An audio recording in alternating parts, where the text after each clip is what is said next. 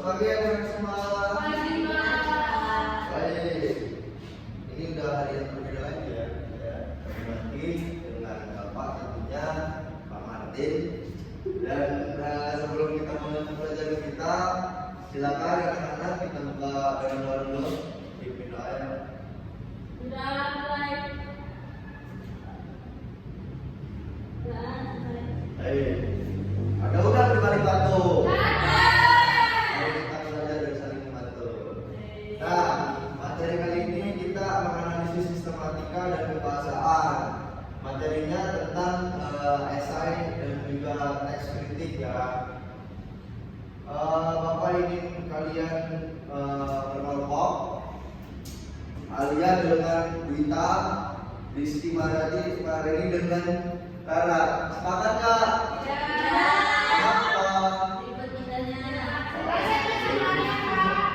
Ya udah, Kara sama Wita, Rizky sama Alia ya.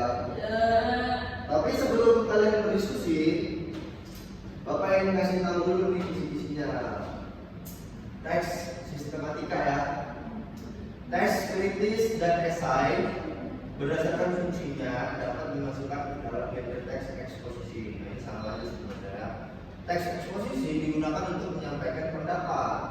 Sistematika teks kritik dan esai dapat dilihat dari strukturnya. Jadi nanti ketika kalian berdiskusi, kalian pahami struktur teksnya dulu ya. Struktur teks kritis dan esai sama dengan struktur teks eksposisi. Nah, sebelumnya kita udah belajar teks eksposisi kan? Masih ingat? Apa? Teks eksposisi apa? Teks yang menjelaskan satu kejadian. Nah, itu dia. Jadi teks eksposisi ini adalah teks yang menyampaikan atau menuliskan sebuah kejadian atau pendapat gitu ya. Di mana di dalamnya itu terdapat pendapat kita gitu ya. Ada argumen kita juga gitu ya. Nah, selanjutnya struktur teks kritis ini sama dengan struktur eksposisi, yaitu pertama pernyataan pendapat, yang kedua argumen, dan yang ketiga penegasan ulang. Nah, dalam teks kritis pendapat yang disampaikan adalah kenapa gimana ini? Ya, dalam teks kritis itu yang pertama ada penilaian terhadap sebuah karya. Nah, argumen yang disajikan berupa data-data objektif dalam karya serta alasan yang logis. Penegasan ulang dalam kritik dapat berupa ringkasan atau pengolahan kembali teks dalam jalur yang berbeda. Nah, ini ya struktur dari sistematika yang ada pada teks kritik. 3 bagian. Yang pertama pernyataan pendapat, yang kedua argumen, yang ketiga penegasan ulang. Nah, inilah yang akan kalian diskusikan ya.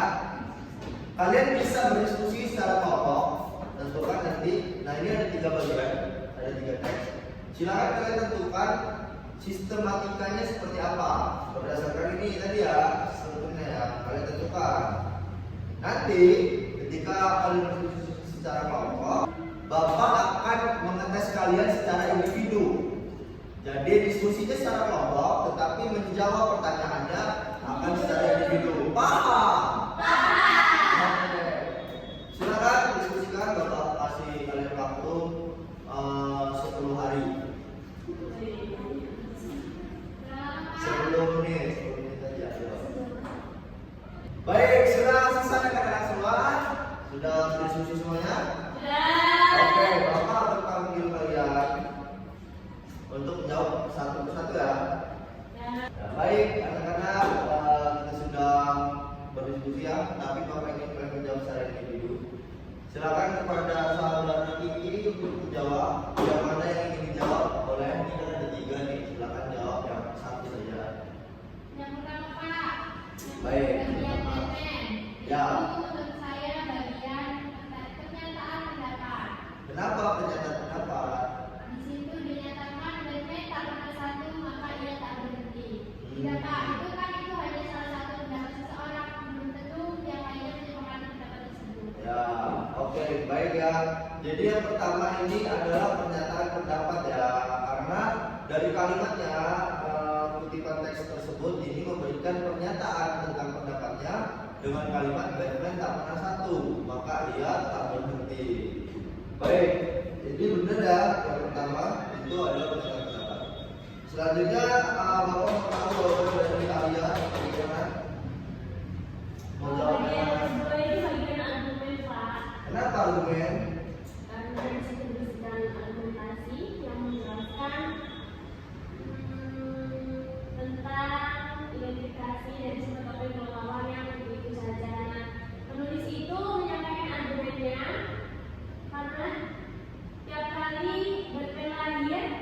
kembali sebagai sebuah jawaban baru dan tekanan baru. Nah, selalu ada hubungan dengan hal email yang tak berulang dan tak terduga dengan ancaman tidak besar seperti penjahat joker atau BND dalam krisis kota bahkan yang berbeda-beda. Nah, itu argumen dari penulis. Ya, ini benar ya bahwa dari pernyataan pendapatnya tadi Batman tak pernah satu, maka ia tak berhenti. Kenapa? Ini ada argumennya nih. Tiap kali kita memang bisa mengidentifikasinya dari sebuah pakaian kelelawar yang itu saja. Tapi tiap kali yang dilahirkan kembali sebagai sebuah jawaban baru terhadap pertanyaan baru, nah sebab selalu ada hubungan dengan hal di luar yang tak berulang. Dalam arti selalu ada aja nih ancaman penjahat besar yang terus-terusan ada ancaman gitu. Makanya kalau dia bilang Batman tak pernah satu, maka ia tak berhenti karena ancaman itu selalu ada begitu. Nah inilah argumen yang memperkuat pernyataannya ya. Baik, jawabannya benar. Terakhir ini silakan untuk Arara dan Wita menjawab. Saya mau tahu bagaimana perspektif kalian berdua. Dan siapa yang berdua? Pak, yang terakhir itu menurut saya sebenarnya adalah penegasan ulang. Jadi kalimat terakhir ini merupakan kalimat yang menegaskan kalimat sebelumnya. Ya, kenapa itu? Karena di sini saya bacakan ya Pak ya. Kalimatnya itu berisikan hasil. Akhirnya selalu harus ada kesadaran akan batas tafsir. Akan selalu ada yang tak akan terungkap dan bersama itu. Akan selalu ada gotong yang rancang kekacauan dan keanggukan.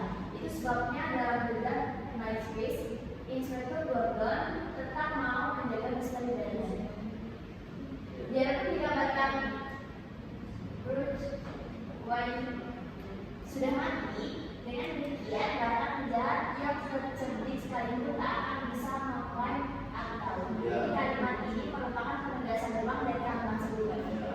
Kalau Wita gimana?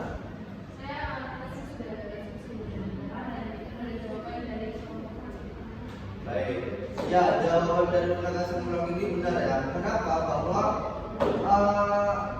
Batman tak pernah satu, makanya tak berhenti adalah dalam menjaga sebuah kedamaian itu sebenarnya kota Gotham itu tidak akan pernah terjadi gitu. Akan selalu ada yang tak terungkap gitu ya. Bersama dengan itu Gotham yang terancam kekacauan dan keanggukan. Jadi sebabnya dalam Dark Knight itu Inspektur Gordon tetap mau menjaga misteri Batman walaupun Batman kalau sudah mati. Karena apa? Batman tak pernah satu, makanya tidak akan pernah berhenti. Seiring dengan juga berjalannya penjahat yang akan terus ada di dalam kota Gotham. Nah, ini adalah argumen penegasan ulang sehingga pernyataan yang saling terkait sehingga ini bisa dikatakan valid gitu ya.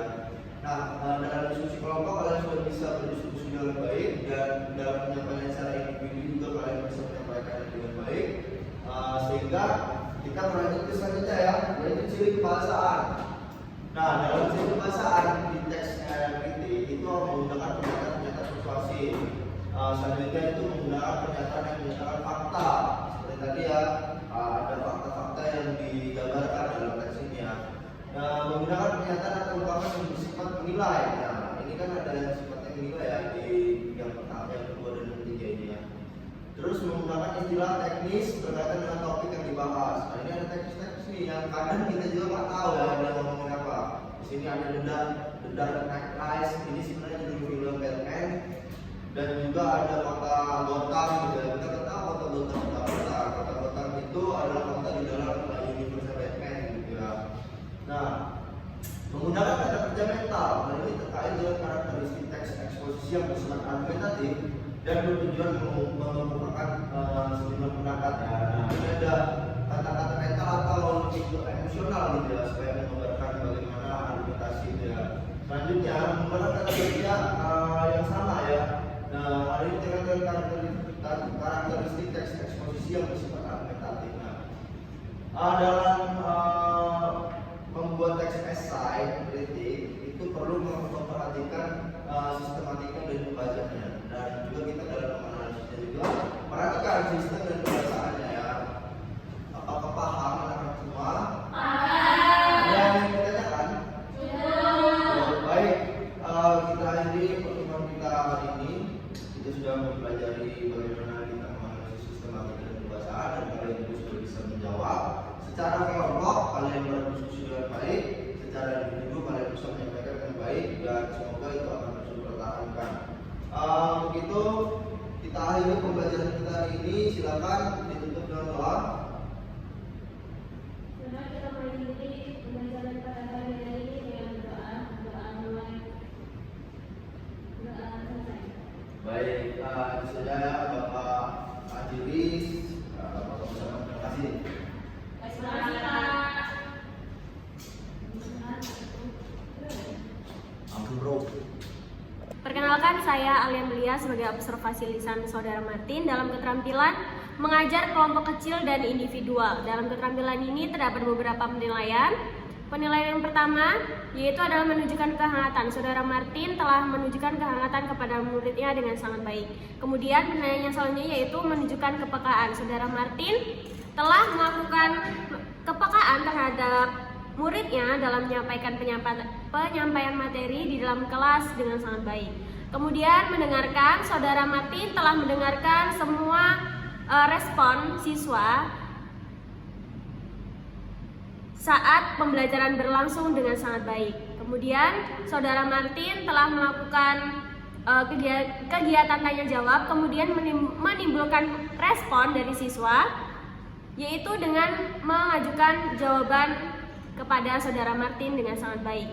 Kemudian Saudara Martin telah membangun kondisi hubungan saling mengerti di dalam kelasnya ketika pembelajaran berlangsung. Hal tersebut dilakukan dengan sangat baik. Yang selanjutnya yaitu Saudara Martin telah mendukung semua kegiatan siswa, yaitu diskusi dan mengerjakan semua tugasnya dengan sangat baik. Kemudian penilaian selanjutnya yaitu menetapkan tujuan. Saudara Martin telah menetapkan tujuan dalam penyampaian materi dengan sangat baik.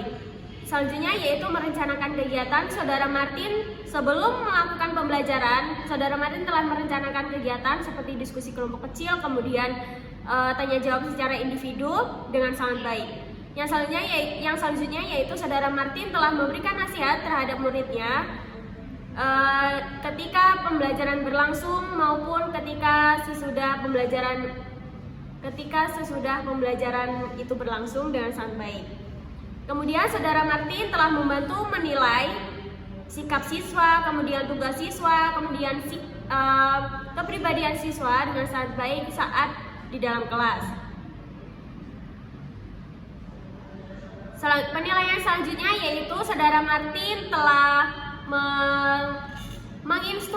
menginstruksikan setiap siswa untuk menyediakan alat, kemudian untuk menyediakan alat untuk membantu pembelajaran berlangsung. Kemudian Saudara Martin telah menyediakan sumber pengetahuan seperti buku, kemudian sudah menyediakan salindia untuk melakukan atau untuk mendukung jalannya pembelajaran. Kemudian penilaian yang terakhir yaitu Saudara Martin telah melakukan kegiatan tanya jawab untuk menantang siswa untuk berpikir dengan sangat baik. Kemudian Saudara Martin telah mendorong siswa untuk mengemukakan pendapatnya dengan memancing pertanyaan dengan sangat baik. Kemudian yang terakhir yaitu Saudara Martin telah mendorong siswa untuk menyelesaikan tugasnya dengan sangat baik di saat pembelajaran di kelas. Sekian dari saya ucapkan terima kasih.